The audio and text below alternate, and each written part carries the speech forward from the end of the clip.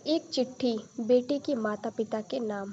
एक औरत के लिए पैसे से बढ़कर जॉब उसके आत्मसम्मान की पहचान होती है। शालू एक बहुत बड़े घराने की लड़की थी और उसके पापा के पास बहुत नाम और पैसा था। आखिर शहर के बड़े व्यापारियों में नाम था। उनका और शालू के दो भाइयों थे, एक उससे छोटा और एक उससे बड़ा। शालू घर में सबकी लाडली थी, क्योंकि चाचा ताऊ सब में वो अकेली लड़की थी, तो सब उसे बहुत प्यार करते थे।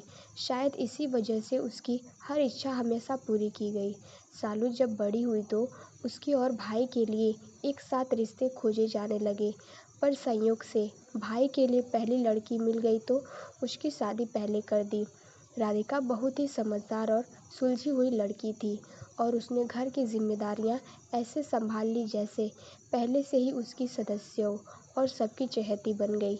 राधिका ने जॉब के साथ साथ घर भी बहुत अच्छे से संभाल लिया था, जबकि शालू को घर का काम पहले नहीं आता था और भाभी के आने के बाद वो और निश्चित हो गई थी। शालू की माँ उसे काम करने के बाद आराम करने का पूरा मौका देती, जबकि राधिका एक फैशन डिज़ाइनर थी, तो रात को देर तक काम करने के बावजूद उसे दिन में जल्दी उठकर किचन में जाना होता था। राधिका की जॉब छूट गई थी और उसकी सास बीमार हो गई थी, तो सारा घर हिल गया था। उस धीरे धीरे शालू पर भी जिम्मेदारियों का बोझ आने लगा था। शालू की जब शादी हुई तो उसने अपनी जॉब जारी रखी और बस रात को थोड़ा ही बहुत काम करती। तब एक दिन उसने अपने पिता को एक चिट्ठी लिखी।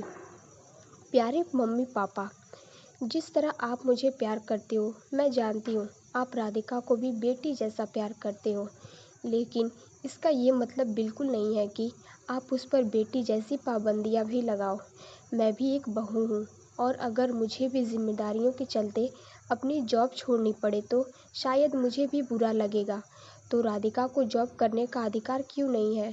जानती हूँ आपको पैसे की कोई कमी नहीं है, लेकिन एक औरत के लिए पैसे से बढ़कर जॉब उसके आत्मसम्मान की पहचान होती है।